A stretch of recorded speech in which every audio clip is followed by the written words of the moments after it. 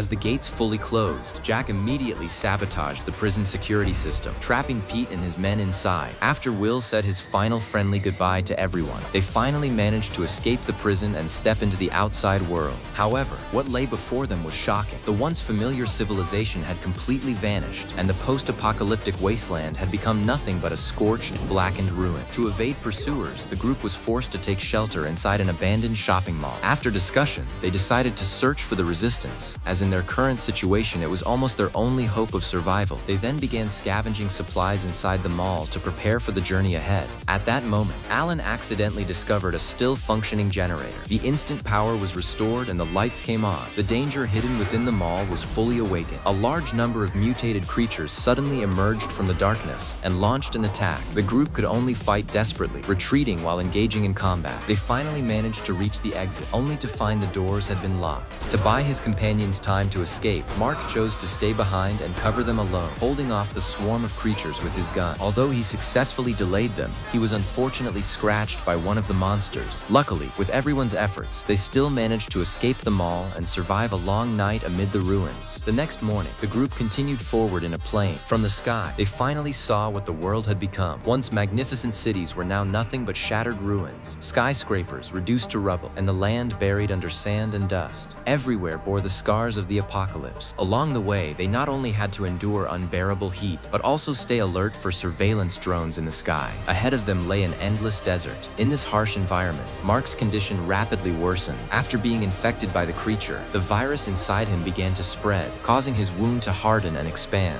Everyone understood that it would not be long before he completely lost his mind and turned into one of those savage monsters. Mark himself was aware of this as well. He refused to live in such a state, so he begged his companions to end his life before it was too late. However, faced with a comrade who had survived countless life and death situations together, none of them could bring themselves to pull the trigger. In the end, Ross silently placed the pistol into Mark's hand.